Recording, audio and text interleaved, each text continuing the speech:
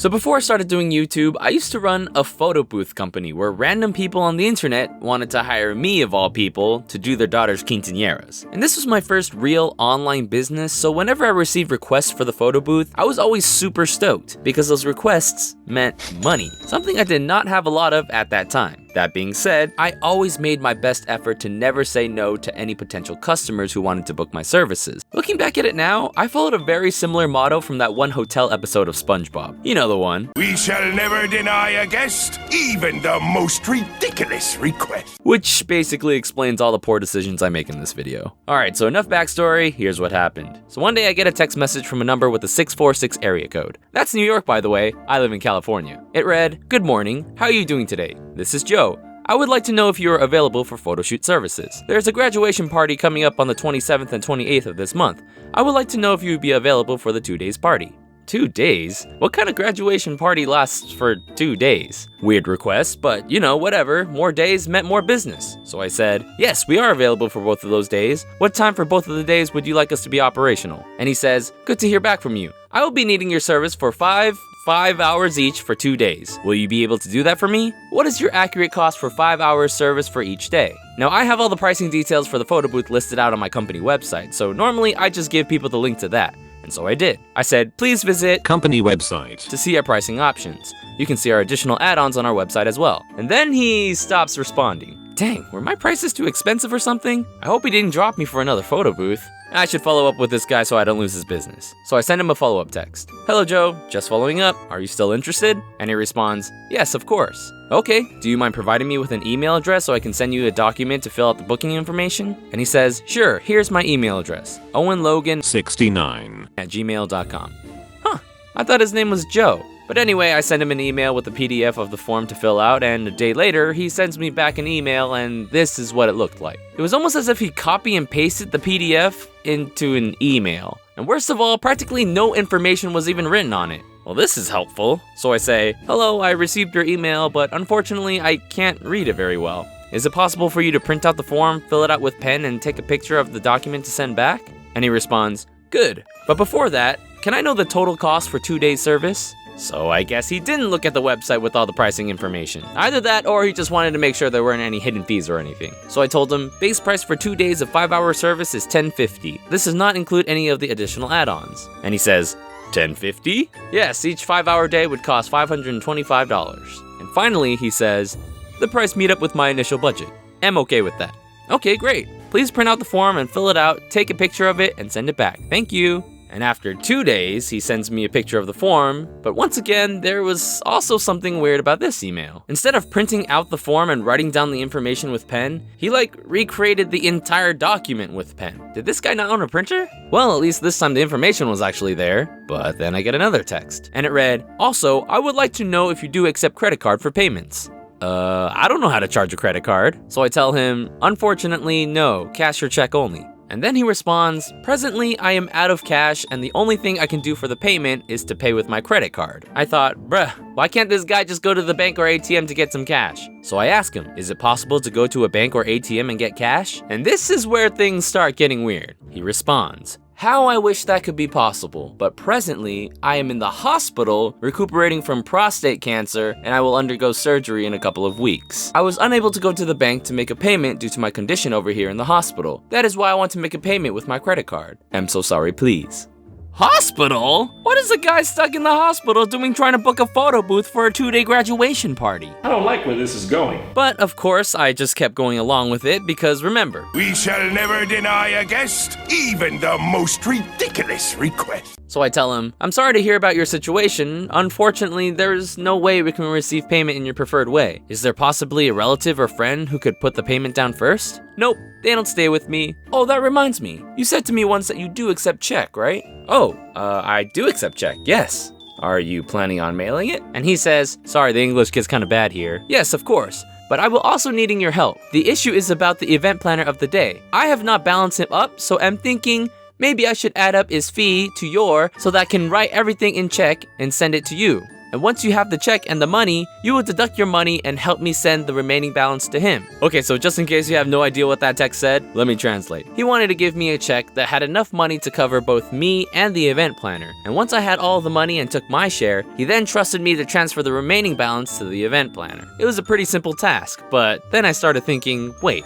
if this guy can write one check, why can't he just write two separate checks, one for me and one for the event planner? So I asked him, can you write two separate checks? And he says, yes, of course. One will be for you and the other will be for the event planner. Is that okay? I say yes, and after a few minutes, he says, okay, so what you will be doing for me now is that I will send you a check to your address for the amount of $5,000, and you will deduct $1,000 as a deposit to prepare you ahead for my event and assistant to help me use the remaining $3,800. Send it through via cash deposit near you to the event planner account, and after they have got the balance, then they can have the event center ready and you will also deduct $100 for helping me. I'm sure you understand me better? No, actually, I don't understand you because you just completely disregarded the whole two separate check thing you just agreed to like 5 minutes ago. So at this point, I was getting pretty ticked off at the guy. So I sent him a very firm text saying, please send two separate checks, one to me and the other one to your event planner. Do you understand? I can help you deliver the second check, but please write two separate ones. And this was his response. Seriously, I would do that, but they say I need to balance up with a cash deposit for the remaining balance. Why I wants you handle this for me along, and I will very glad if you can help me handle everything, please. In a way, I started to feel kind of bad for this guy because one, it was possible that he was really in the hospital and I was just giving him a hard time. And two, it was pretty obvious that this guy was like foreign or something since his texts were so grammatically dysfunctional. So in an attempt to make things a little easier for the both of us, I wanted to talk to a third party, the event planner. Maybe he knows what's going on. And he says, okay, here's my event manager's number. His name is Kelly. So I gave Kelly a call.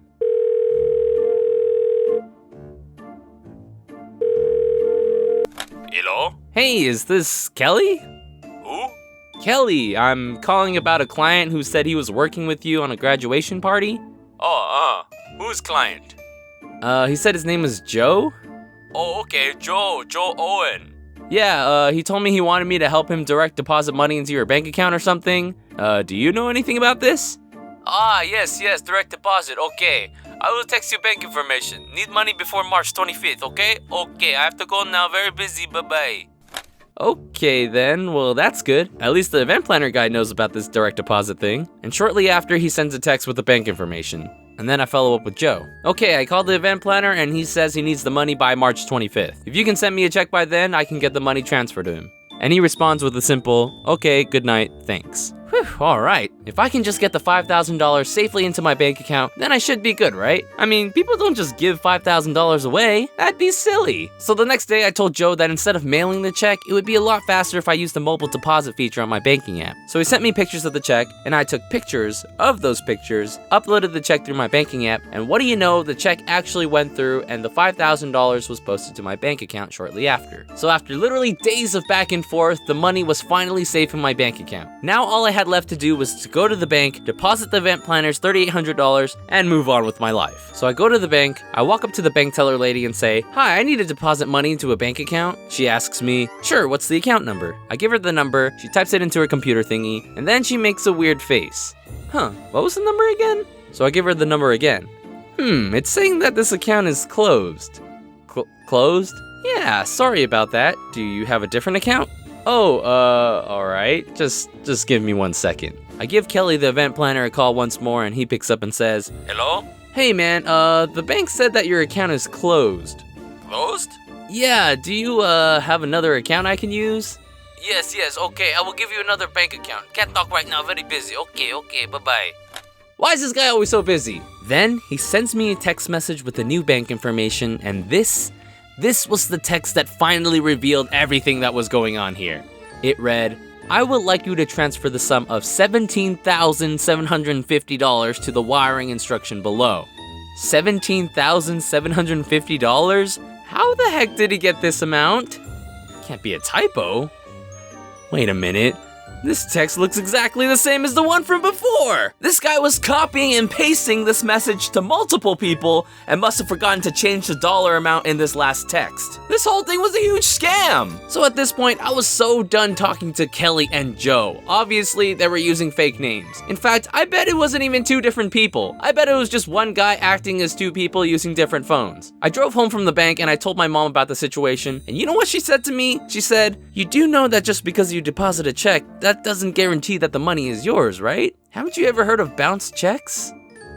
What? So basically what happened was that the scammers set up this scenario where they give me $5,000, and once I believed that I had the money secured in my bank account, I would willingly deposit $3,800 of my own money into their bank account. And once that happens, they would essentially cancel or bounce my check, causing me to lose the $5,000 from the check they gave me and $3,800 of my own money, which would have sucked. Like, a lot. So that's it. The end. The takeaway from this story is 1, I'm really bad with money. 2, it's okay to deny a guest, especially when it's a ridiculous request. And 3, if you ever find yourself doing any kind of business online or on the phone, just be careful, because you never really know who's talking to you on the other side.